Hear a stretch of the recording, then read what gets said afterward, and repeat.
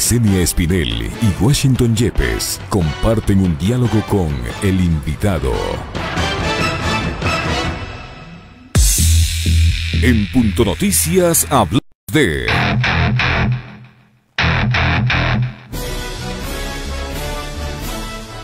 Reporta un aumento de contagios de COVID-19 desde el cambio de semáforo rojo a amarillo el 3 de junio de 2020. Según el COE de Pichincha, el 3 de junio, el distrito registraba 3.842 casos de la enfermedad. El martes 30 de junio, los casos confirmados habían llegado a 6.571, contabilizados desde el inicio de la pandemia. Eso significa un incremento del 71%. Asimismo, las muertes por la enfermedad en la ciudad pasaron de 305 decesos el miércoles 3 de junio a 464 defunciones el martes 30. Eso significa un aumento del 52%. Frente a este panorama, la mañana del lunes 29 de junio, el alcalde de Quito, Jorge Yunda, se reunió con la ministra de Gobierno, María Paula Romo, y el ministro de Salud, Juan Carlos Ceballos, con el fin de exponerles su preocupación y las cifras alarmantes ante la creciente curva de contagio, además de la saturación en el sistema de salud. Sin embargo, al culminar este encuentro, Ceballos aseguró que los hospitales públicos sí tienen capacidad para brindar atención y pidió a los quiteños que tengan síntomas de COVID-19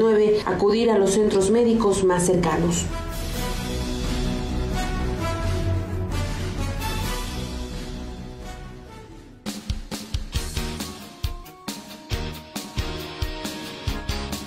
Las 8:39, así las cosas, y le saludo al catedrático Santiago Arrón, así las cosas.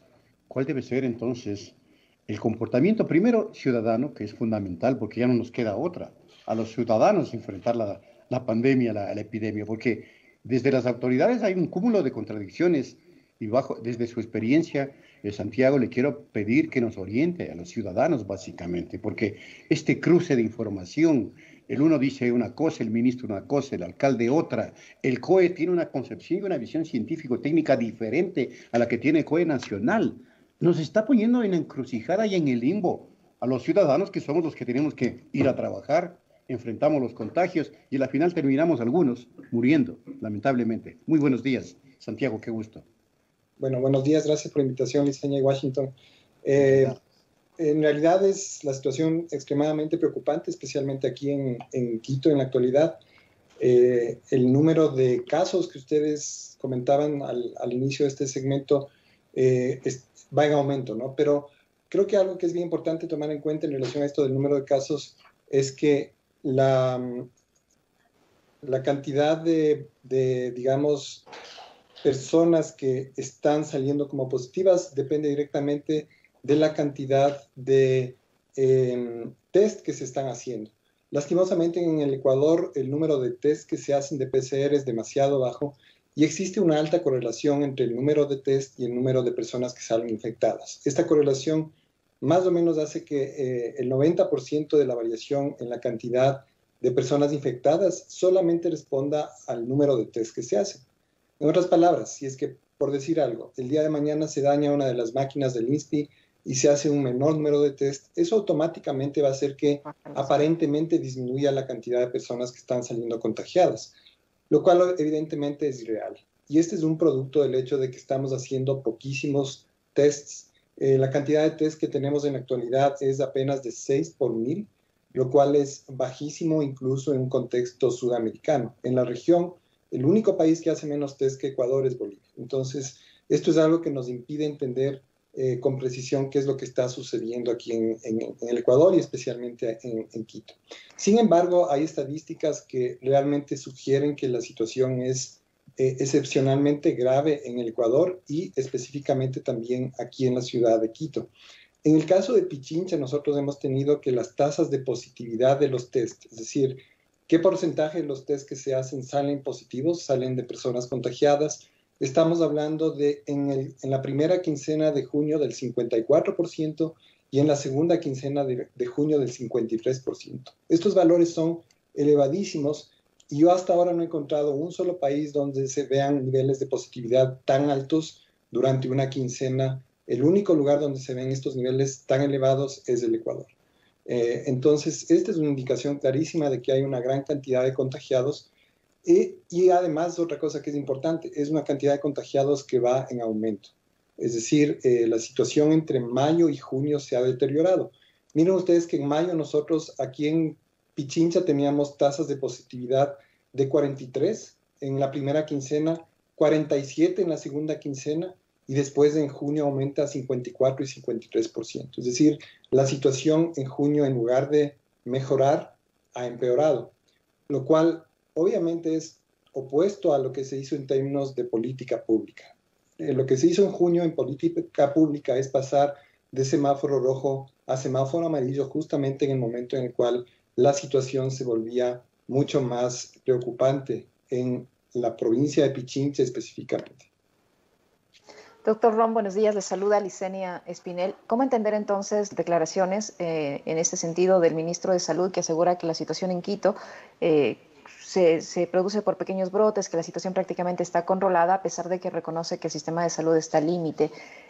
¿Cómo entender esto? Y si usted dice que no se están haciendo suficientes tests, ¿cabe la posibilidad de que la cantidad de enfermos sea muchísimo mayor a la que tienen las autoridades y con la que hacen las estadísticas que les lleva a tomar medidas como las anunciadas ayer de relajamiento a nivel nacional, de más relajamiento a nivel nacional, y en Quito y Pichincha también? Sí, sin ninguna duda hay muchos más contagios que los que se ha reportado por justamente el problema del déficit de tests.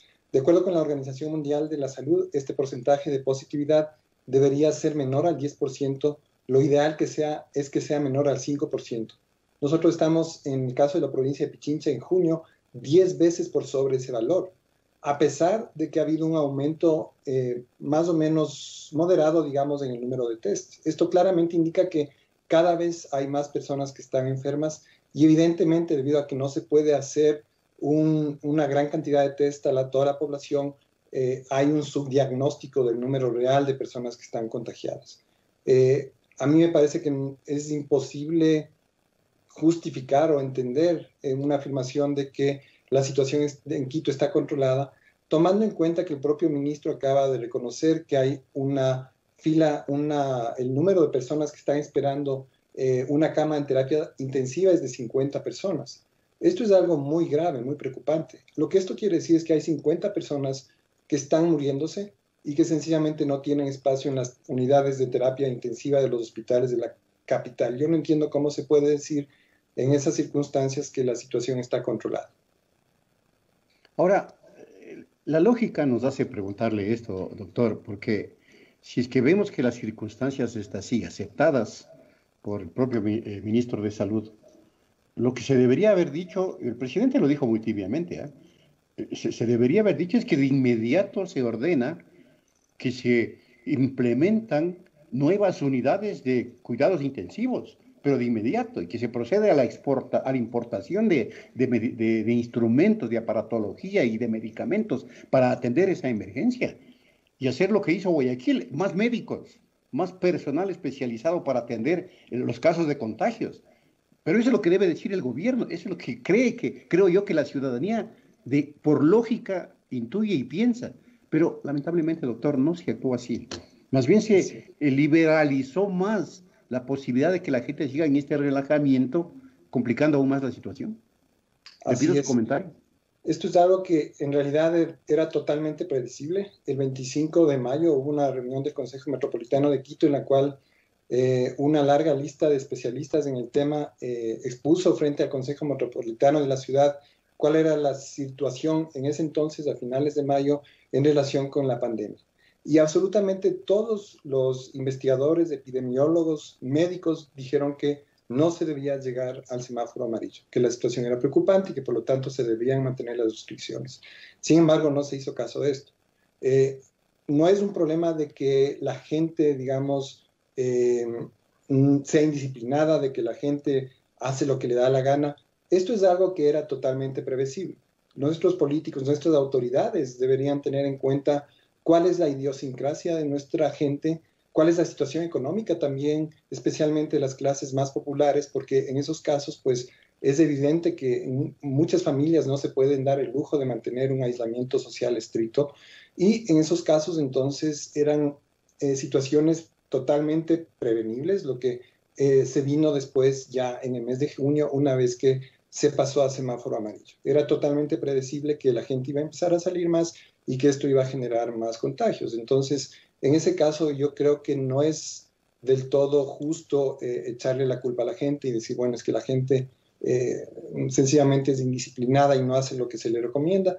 Me parece que eso es algo que era totalmente predecible, especialmente tomando en cuenta que hay grandes segmentos de la población que viven en circunstancias de pobreza y que por lo tanto en muchos casos no tienen muchas opciones para hacer algo distinto. Doctor Ron, el gobierno ha anunciado 4 medidas específicas para Quito: el control de ventas ambulantes, el control de la movilidad en algunas zonas donde se están concentrados el mayor número de los casos y el fortalecimiento del sistema de salud. Pero el ministro ha reconocido que hay un déficit de médicos, de emergenciólogos y terapistas intensivos. Si hay este déficit, ¿cómo se va a hacer este reforzamiento? No sé si usted, con su conocimiento, me lo puede explicar, por un lado. Por otro, hay un estudio de una universidad de ciencias del Reino Unido que señala que en Ecuador 10 personas con COVID pueden infectar a 14 más. ¿Eso es así? ¿Cómo se produce esta situación? Sí, bueno, ese es un parámetro que se conoce como la tasa de reproducción efectiva. Si es que tenemos un valor superior a 1, eso quiere decir que la cantidad de contagios en la población está aumentando. Si es que es menor a 1, está disminuyendo. De acuerdo con ese estudio que usted menciona, que me imagino que es el del Imperial College de Londres, en el Ecuador estaría aumentando ese valor de RT. En la actualidad está llegando a 1.5. Nosotros tuvimos, de acuerdo con los modelos que ellos generaron, pues los valores más bajos estuvieron durante la segunda quincena de abril, la primera quincena de mayo y después paulatinamente han venido subiendo hasta la actualidad. En realidad, los niveles más altos históricamente en el Ecuador se dieron durante marzo, especialmente la segunda quincena de marzo. Justamente ahí es cuando empezamos a ver la explosión de contagios y de muertes que hubo en Guayaquil. Después de eso hubo una disminución y actualmente nuevamente estamos al alza, especialmente por lo que está sucediendo en la provincia de Pichincha. Ahora, las cosas, doctor, están dadas, estamos viendo reflejadas en las calles, estamos enfrentando un momento crítico porque este es cambio de estación y la gente inclusive se enferma con la gripe habitual, el H1N1, es decir, hay los resfriados, los dolores de garganta en cantidades. ¿Y qué recomienda entonces ante la situación actual la técnica y la ciencia? ¿Qué recomienda, digo, doctor, versus el sesgado interés de sectores políticos y económicos que claman y clamaron siempre por la denominada reactivación económica, la cual tesis que triunfó definitivamente, pero contrapongámosla ante lo que dice la ciencia en términos técnicos y científicos precisamente, doctor? ¿Qué recomendamos? ¿Qué hay que hacer? Bueno, yo creo que digamos, lo que se conoce, ¿no? Hay que tratar de, al máximo, evitar estar en contacto con otras personas, especialmente en ambientes cerrados, utilizar siempre máscaras para evitar justamente el contagio y la dispersión de estas pequeñas gotitas que a veces la gente emite cuando habla, son las que pueden facilitar el contagio. Estas son medidas relativamente sencillas. El lavado de las manos también es muy importante para disminuir el riesgo de contagio, especialmente estar en ambientes cerrados con una gran cantidad de personas. Eso es lo que más aumenta el riesgo de contagio. Entonces, son medidas relativamente sencillas que, digamos, deberíamos tratar en lo posible de maximizar los cuidados y también hacer que la gente se dé cuenta de que en muchos casos, especialmente las nuevas generaciones, que son las que se ven menos afectadas por esta enfermedad, con mucha frecuencia se ve que están saliendo a divertirse. En algunos casos he encontrado grandes reuniones de personas que están tomando y están, digamos, básicamente generando ambientes en los cuales el contagio es increíblemente sencillo y fácil. Que estas personas tengan en cuenta que a pesar de que ellos quizás no están en contacto con personas que estén en riesgo de grave en caso de que se contagien con la enfermedad, personas de la tercera edad, de todas formas ellos pueden generar contagios a otras personas que a su vez pueden estar en contacto con personas de la tercera edad, personas que tienen hipertensión. Hay grupos poblacionales que son muy vulnerables al coronavirus y que pueden generar estos contagios que a la larga pueden causar muertes. Cada persona debe estar consciente de que estos contagios innecesarios generan riesgo de muerte en toda la sociedad. Nosotros estamos en un solo barco. Básicamente nosotros en este momento estamos subidos en un solo barco, y si es que hay personas irresponsables en la población, eso es algo que no solamente es una elección personal, sino que es algo que afecta a toda la sociedad, y por lo tanto, pues al máximo debemos evitar los contagios y exponernos a transmitir y a ser contagiados de la enfermedad, especialmente por circunstancias que pueden ser evitadas. Doctor Ron, en ese sentido, por lo que usted está diciendo, tanto 6 alcaldes de varios cantones de la provincia de Pichincha como la prefecta plantearon a las autoridades nacionales, al COE nacional, 4 medidas para evitar que estas situaciones continúen dándose en la provincia de Pichincha, en especial en Quito, como la implementación de la ley seca y modificar el toque de queda hasta las 18 horas. Lamentablemente estas sugerencias no han sido aceptadas, pero ¿usted cree que en alguna u otra forma podrían haber contribuido para evitar que esta situación que usted menciona se siga dando en Quito? Especialmente en el tema de la ley seca, a mí me parece incomprensible cómo no se puede aceptar algo que es sentido común. Si es que nosotros evitamos que se expenda licor y por otro lado evitamos que la gente tome, eso sin duda es algo que va a ayudar a que hayan menos contagios. Esas son actividades totalmente suntuarias. La gente no necesita hacer eso. Es algo que nosotros lo podemos hacer por motivos recreativos. Nosotros estamos en un periodo de emergencia en el cual ese tipo de actividades deberían dejarse de lado. Y si es que la gente realmente no quiere hacer caso, entonces que las autoridades impongan normas que impidan que la gente, o por lo menos dificulten que la gente pues se reúna en este tipo de actividades que sin duda son de muchísimo riesgo. Entonces, esto es algo que para mí resulta totalmente incomprensible. Son medidas que debieron ser aceptadas por el COE Nacional, especialmente tomando en cuenta que la situación en la provincia de Pichincha particularmente es muy grave y también en algunas otras provincias del Ecuador. ¿Y qué recomienda? Es que ya a veces ya no tengo que decir porque el COE Nacional hace de los oídos sordos a todo lo que se le plantea. ¿Qué debemos hacer? O sea, ¿cómo exigirles como ciudadanos a las autoridades que sinceren primero la información? Sinceren la información, es decir, que no se diga una cosa que no es real o que es de sentido común, como usted dice, mi querido doctor. ¿Qué les recomienda usted al COE Nacional? Recomiéndele para ver si es que alguien hace caso. Realmente el COE Nacional ha recibido una gran cantidad de recomendaciones y de feedback de la comunidad científica del Ecuador, pero lastimosamente no se ha tomado en cuenta eso. Le doy un ejemplo. Yo soy miembro de la Academia de Ciencias del Ecuador. La Academia de Ciencias del Ecuador ha mandado cartas al COE Nacional en 2 oportunidades. También mandó una carta al ministro de Salud, justamente haciendo recomendaciones para mejorar el manejo de la pandemia. Estas recomendaciones sencillamente fueron ignoradas. Recibimos contestaciones que en realidad no eran nada satisfactorias porque sencillamente nos decían que lo que ellos estaban haciendo prácticamente era perfecto y no había ninguna necesidad de cambio. Y pues eso es lo que sucedió con eso. Entonces el COE me parece que es totalmente impermeable, digamos, a las opiniones de la comunidad científica. Y algo que es, digamos, incontroversial con relación a esto es que yo diría el 99% de los científicos del Ecuador que trabajan en estos temas han hecho recomendaciones claras en relación a qué hacer y en muchos casos, como en el caso del paso a semáforo amarillo en el distrito metropolitano del Quito, sencillamente no se hizo caso de lo que era claramente un consenso de toda la comunidad científica. Entonces, yo la verdad dudo mucho que decirle cualquier cosa al COE en este punto pueda hacer una diferencia. Otro tema que también merece atención es la información que está saliendo del Ministerio de Salud con mucha frecuencia, es información que claramente es incorrecta. Recuerden ustedes que el ministro de Salud nos decía que el pico de contagios en Quito se había dado a finales del mes de abril. ¿Ustedes creen que nosotros tendríamos la situación actual en la ciudad a finales de junio, si es que esa afirmación fuera correcta?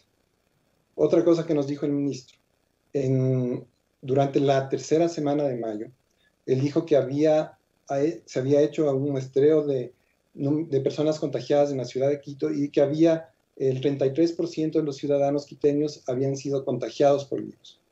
Esto significa que más o menos 1 millón de personas en la ciudad de Quito fue contagiada. Más o menos se estima que el porcentaje de mortalidad por coronavirus es del 1%.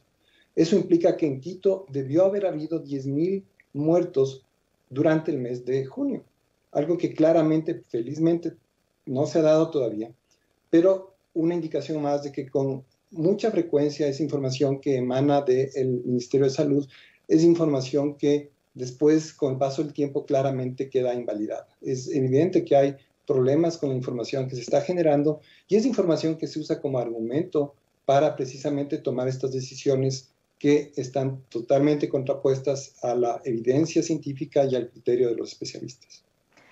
Para finalizar, doctor Ron, rapidísimo, una consulta adicional.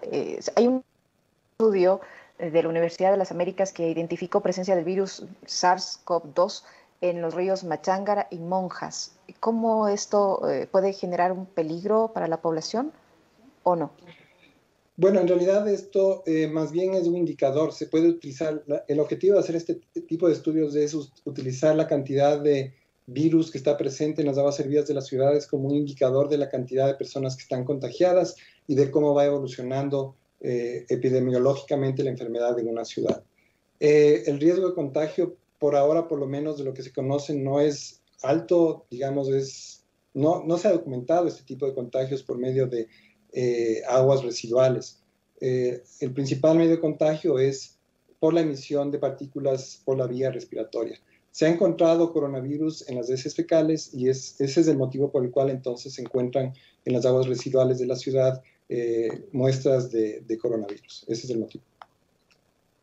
Correcto, doctor Santiago Ron, muchas gracias por habernos acompañado. Otra vez, Liz y amigas y amigos, y a usted le digo también, doctor, me quedo sin palabras porque hablábamos antes de los temas de corrupción y ahora hablamos sobre este tema, pero no hay oídos, ya la gente no quiere escuchar, lamentablemente. Pero sí, siempre será bueno escuchar los consejos técnicos y científicos de quienes conocen de la materia. Nuevamente, gracias, doctor Ron. Con mucho gusto. Ingrese a nuestro sitio Facebook, Pichincha Comunicaciones.